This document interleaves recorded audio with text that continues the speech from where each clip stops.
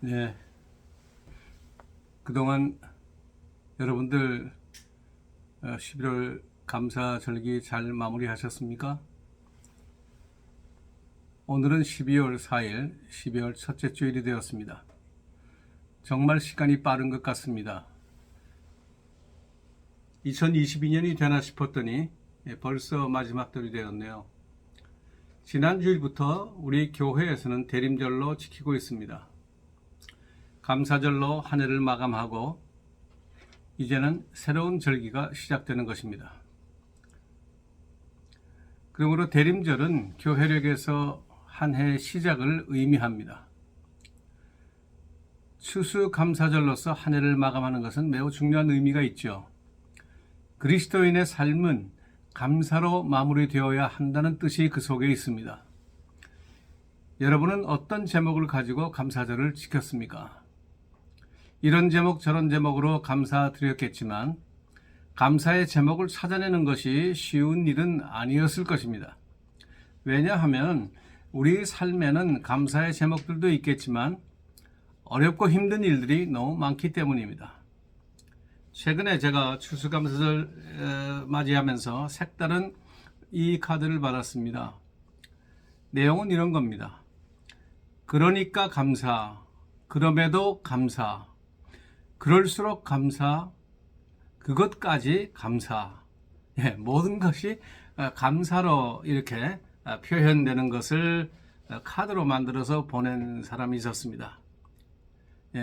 일리는 있는 것 같은데 그 현실적으로 그렇게 살아갈 수 있을까 질문해 보았습니다.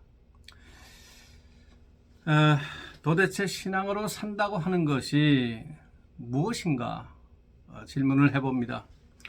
요즘같이 정말 복잡한 세상 속에서 도대체 이 말씀을 어떻게 해석하고 현실 속에서 어떻게 살아가야 할지 매우 혼란스럽습니다. 감사와 관련해서 유명한 구절이 한 군데 있죠. 데살로니가 5장에 범사에 감사하라. 이는 그리스도 예수 안에서 너희를 향하신 하나님의 뜻이다. 이렇게 말씀합니다.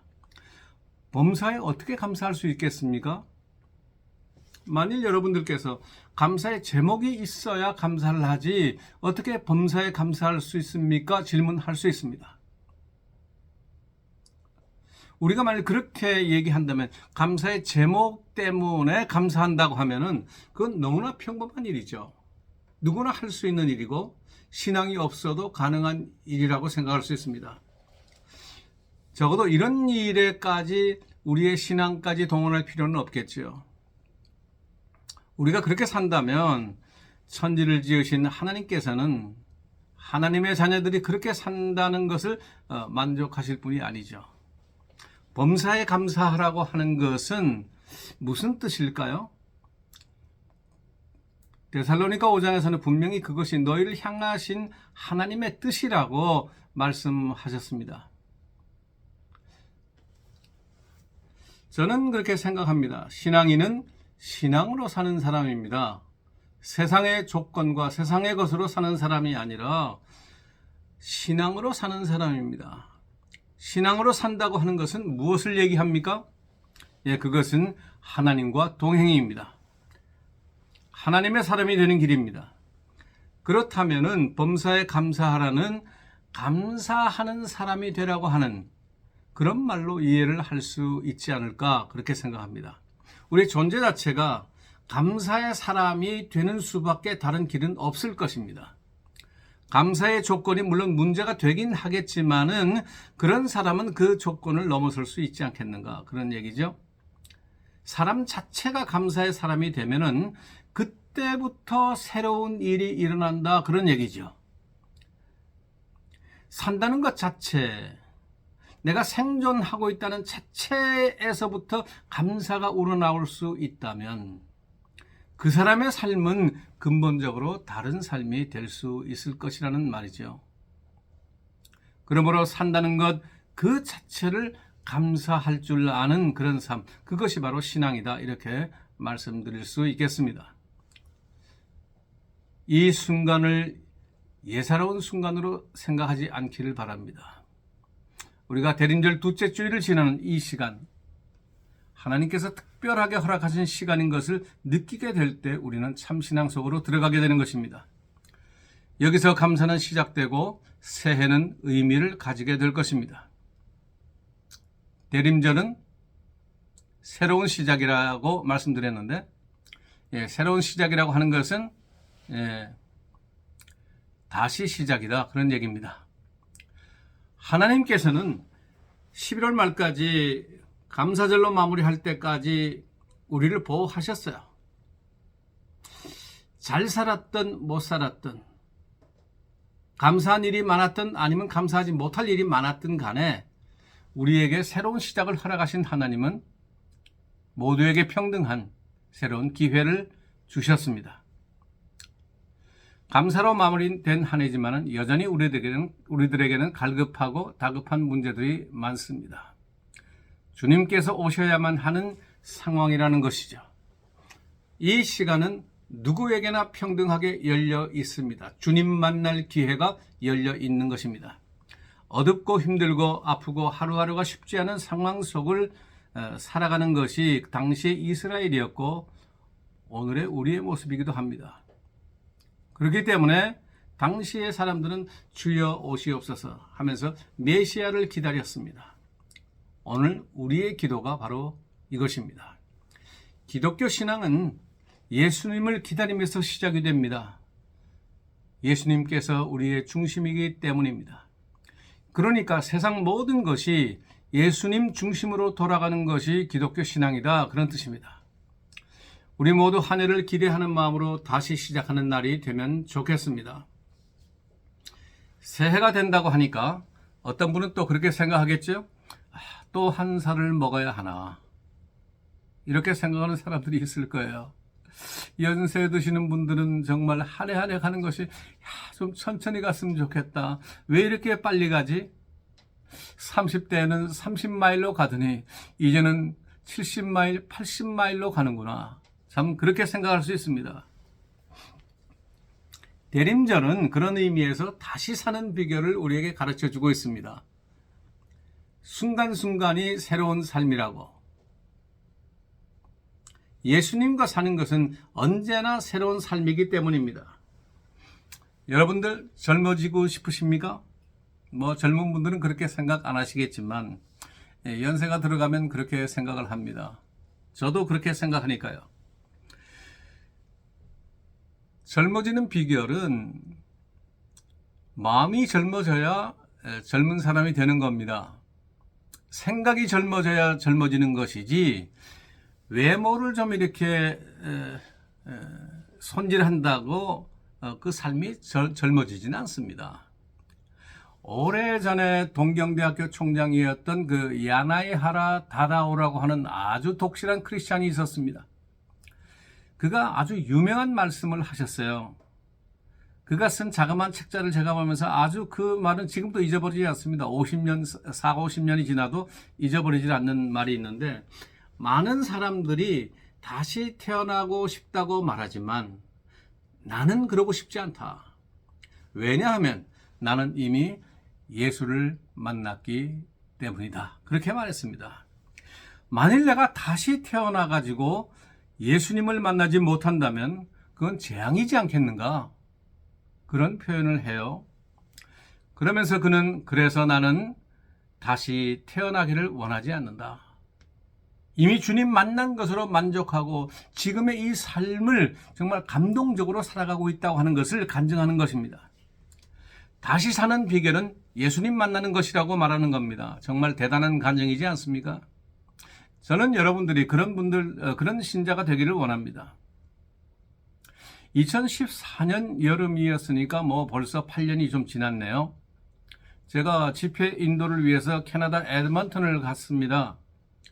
인디안 선교를 하기 위해서 약 200명 정도가 모여서 여러 교회로부터 모여가지고 한 곳에 모여서 그 인텐시브 트레이닝을 하고 15개 정도의 인디안 지역으로 파송하는 그런 행사가 있는데, 일주일 동안 인텐시브 트레이닝의 메인 스피커로 제가 초청을 받았습니다. 개인적으로 영광이죠. 저는 선교에 관해서 강의를 해달라고 하면 언제든지 달려갈 준비가 되어 있는 사람입니다. 또 그것이 나의 주된 책임이라고 늘 생각하고 있기 때문입니다. 약속된 날짜에 에드먼튼 공항에 도착을 했어요. 출구를 나가는데 한인 목사님 부부로 보이는 두 분이 서 계시더라고요. 그래서 만나서 눈짓으로 하니까 서로가 이제 아는 거죠. 그분은 제 얼굴을 알죠. 왜냐하면 사진을 통해서, 뉴스를 통해서 아니까. 그러면서 인사를 합니다, 저에게. 아이고 하고 악수를 하면서 많이 늙으셨네요, 그러는 거예요. 8년 전인데도. 그런 얘기를 저에게 하는 겁니다. 저는 당황을 했어요. 아니, 윗사람에게 어떻게 젊은 목사가 어떻게 이런 인사를 하나? 내가 그렇게 늙었나? 그렇게 생각을 했죠. 그게 무슨 말씀이냐고 제가 물었어요. 많이 늙으셨네요 하는 것이 무슨 뜻이냐고 물었더니 젊은 분인 줄 알았다는 거예요. 이게 무슨 얘기냐면요. 제가 인디안 선교에 관심이 있는 사람들이라면 대부분 제가 쓴 글들을 읽었습니다. 신문에 오랫동안 연재도 기사를 썼고 한글로 된 자료들이 많지 않다 보니까 인디안 선교와 관련해서 서치를 하고 이렇게 자료들을 찾으면 거의가 나오는 것이 제 자료가 많기 때문에 그분이 그런 얘기를 하는 거예요. 자기가 그 기사들을 많이 읽었는데 읽으면서 생각을 했다는 거예요. 분명히 이 글을 쓰시는 분은 젊은 목사님일 거라고. 그래서 그런 말을 했다고 얘기를 하더라고요. 가만히 생각해 보니까 기분 나쁜 얘기가 아니다, 이거는. 나를 젊은 사람으로 생각할 수 있었다고 하는 것 자체가 감사한 일이 아닐까. 왜? 내가 쓰는 글들이 노인의 글이 아니었다는 거죠. 아주 생각이, 아이디어가 참신하고 젊었다는 얘기 아니겠어요? 비록 머리카락이 좀 없을 뿐이지 모자만 쓰면 제가 늙어 보이겠어요? 예. 여러분, 안명호 목사는 제가 결코 늙은 목사가 아닙니다. 여러분, 지금도 젊게 살아가려고 애를 쓰고 있습니다. 젊게 생각하고 젊게 행동하려면 끊임없이 주님 은혜를 잃지 않으려고 애쓰는 것이 필요합니다. 주님 만날 것을 애타게 기다리는 마음이 필요하고 공부하고 노력하는 길이 바로 젊어지는 비결이다. 그렇게 말합니다. 대림절은 절호의 기회죠. 주님 만날 기회니까 여러분 주님 만나서 더 젊어지시길 바랍니다. 성서 속에는 수많은 사람들이 주님을 만나서 새롭게 된 이야기를 기록하고 있습니다. 아브라함이 그랬고 모세가 그랬고 여러 선지자들이 그랬고 제자들이 그랬고 초대교회 많은 신자들 물론 바울까지 그렇습니다. 이후에도 교회를 통해서 수많은 사람들은 예수님을 만나서 새로운 삶을 살았고 지금도 이 역사는 계속되고 있습니다. 저도 그렇고 여러분들도 그렇지 않습니까? 저는 한때는 이 길에서 도망치려고 애를 쓰기도 했고 안간 힘을 썼던 시절도 있었습니다. 몸도 마음도 상처를 입고 돌아왔을 때는 주님께서 저를 따뜻하게 받아주셨고 이후 저는 목회자로 살아가고 있는 것입니다. 진정한 새로운 삶이라는 것은 예수님 만나는 것에서 시작이 되는 것입니다. 그래서 바울은 이렇게 말합니다. 누구든지 그리스도 안에 있으면 새로운 피조물이라. 이전 것은 지나갔으니 보라 새 것이 되었도다. 고린도후서 5장의 말씀입니다. 오늘 본문은 시인이 바로 주님을 기다리는 마음을 노래한 것입니다. 여호와여, 나의 영혼이 주를 우러러 보나이다. 믿음의 사람은 그 영혼이 주님께 연결되어 있어야 합니다. 세상이 아무리 혼란하고 힘들어도 내 영혼이 주님을 향하면 우리는 살 수 있습니다. 시인의 찬양은 곧바로 신앙의 고백입니다. 하나님을 바라보는 마음, 주를 우러러보는 영혼이라면 그는 우리의 삶이 무엇인지를 아는 사람이고 이미 하나님과 동행하고 있는 사람입니다. 험한 세상에서 하나님을 찾으시는 사람은 바로 그 영혼이 주님을 향하는 사람입니다. 이 사람들이 바로 경건한 사람이고 이 사람들이 하나님과 함께 세상을 구원할 자인 것입니다. 2절은 이렇게 말합니다. 나의 하나님이여 내가 주께 의지하였사오니 나를 부끄럽지 않게 하소서 하시고 나의 원수들이 나를 이겨 개가를 부르지 못하게 하소서. 주를 바라는 자들은 수치를 당하지 아니하려니와 까닭없이 속이는 자들을 자들은 수치를 당하리이다. 여호와여, 주의 도를 내게 보이시고 주의 길을 내게 가르치소서. 이렇게 노래하고 있습니다. 이 시인은 이미 우주 만물의 운행자가 누구인지를 알고 있지 않습니까? 오늘 말씀 속에서 세상에서 힘들고 원수들이 위협을 해도 이 일은 하나님의 손에 있음을 보고 있는 것입니다. 주여, 내가 나의 삶 전체를 주께 의지하였사오니 주여 나를 인도해 주십시오. 이렇게 노래를 하는 것입니다. 내가 나의 삶을 운행하지 않겠다, 스스로 운행하지 않겠다는 믿음의 고백입니다. 여호와여, 주의 길을 내게 보이시고 주의 길을 내게 가르치소서. 주님이 보이시는 길을 내가 따라갈 것이고 주님 가르침을 내가 순종하겠습니다고 하는 고백입니다. 신앙으로 산다고 하는 것은 그냥 예배하고 제사 드리는 것만으로 구성되는 것이 아닙니다. 주님을 기쁘시게 하는 삶을 살아야 합니다. 미가서 6장 6절 이하의 말씀은 이렇게 말합니다.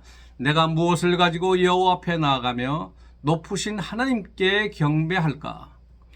내가 번제물로 1년 된 송아지를 가지고 그 앞에 나아갈까? 여호와께서 천천의 수양이나 만만의 강물 같은 기름을 기뻐하실까? 내 허물을 위하여 내 맏아들을, 내 영혼의 죄로 말미암아 내 몸에 열매를 드릴까? 사람아, 주께서 선한 것이 무엇임을 내게 보이셨나니 여호와께서 내게 구하시는 것은 오직 정의를 행하며 인자를 사랑하며 겸손하게 내 하나님과 함께 행하는 것이 아니냐. 미가는 이렇게 말하고 있습니다. 참된 신앙의 삶을 말하고 있는 것이죠. 오늘 시인의 고백과 같이 내 주장대로 살아가려는 고집이 아니라 하나님을 바라보며 사는 것입니다.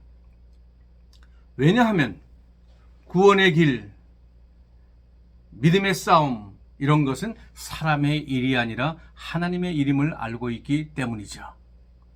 하나님의 일입니다. 하나님께서 함께 하십니다. 또 5절 말씀의 마지막 절에서 이렇게 말하죠. 주여 진리로 나를 지도하시고 교훈하소서. 주는 내 구원의 하나님이시니 내가 종일 주를 기다리나이다.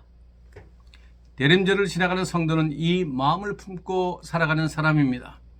주는 내 구원의 하나님이시니 내가 종일 주를 기다리나이다.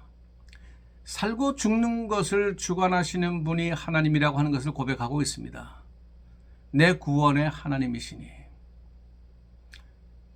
그래서 내가 종일 주를 기다린다는 것이죠.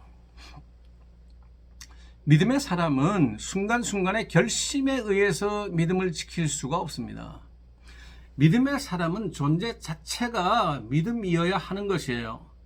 순간순간마다 믿음을 지키기 위해서 노력을 해야만 한다면 실족하지 않을 사람이 누가 있겠어요? 시인은 이것을 내가 주를 종일 기다리나이다. 종일 주를 기다리나이다라고 고백하고 있습니다. 주인이신 주님을 기다리는 것입니다. 주님의 생각이 내 생각이고 주님의 뜻이 내 삶이 되어야 하기 때문이죠. 여러분들 이런 책 들어보셨죠? WWJD, What Would Jesus Do? 라고 하는 것이죠. 찰스 셸던이 쓴, 목사님이 쓴 그 책 이름입니다. 우리 한국말로 What Would Jesus Do? 주님이라면, 예수님이라면 어떻게 하실까?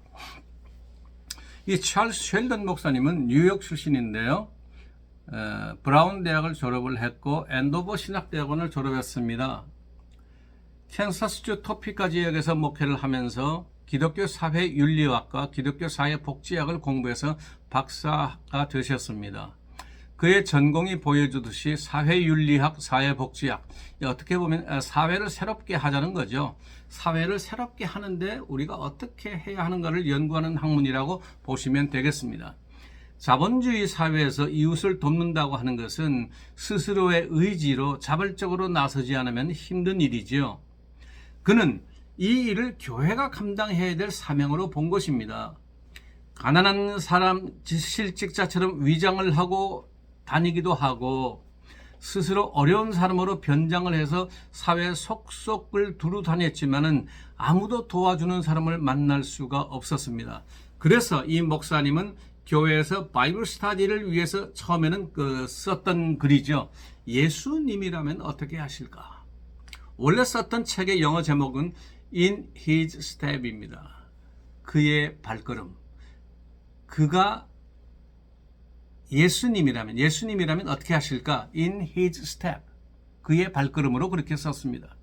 신앙이라고 하는 것은 주님의 마음으로, 주님의 발걸음으로 사는 것을 말하는 것이지요. 매우 힘든 일로 생각되시겠지만 사실 우리 삶의 중요한 부분에서는 우리가 이미 실천하고 있는 삶이기도 합니다. 주님의 모습으로 우리는 가정 속에서 식구들을 만나고 있는 때가 많습니다. 자녀들을 볼 때 특히. 또 권태기 전에 부부간의 삶에서 볼 수 있겠죠? 극복해야 될 주제가 그 속에 있습니다. 자녀들에게 쏟아붓는 사랑을 생각하면 거의 주님의 마음 수준이 아닐까 그렇게 생각을 합니다. 다른 사람들에게는 그렇게까지 못하지만 하여간 비슷하게 살아가고 있는 것 같아요. 그렇기 때문에 우리 기독교 신앙은 그 마음을 확장시키자고 하는 거예요. 가정 속에만 가두지 말고 바깥으로 확장시키는 것이 신앙이다 그렇게 말하는 것입니다. 그래서 시인은 내가 종일 주를 기다리나이다. 주님이 나의 삶의 해답이기 때문에 그렇습니다. Jesus is the answer. 우리가 늘 하지 않습니까? 예수님이 해답이라고. 주님을 내타리게 기다리는 대림절입니다. 우리들의 기다림과 하나 되어 더욱 절실한 대림절이 될 것 같습니다.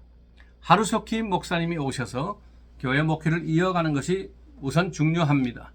그러나 그보다 더 중요한 것은 우리 교회가 한 사람 한 사람이 주님의 마음으로 변화되는 것이 더 중요합니다.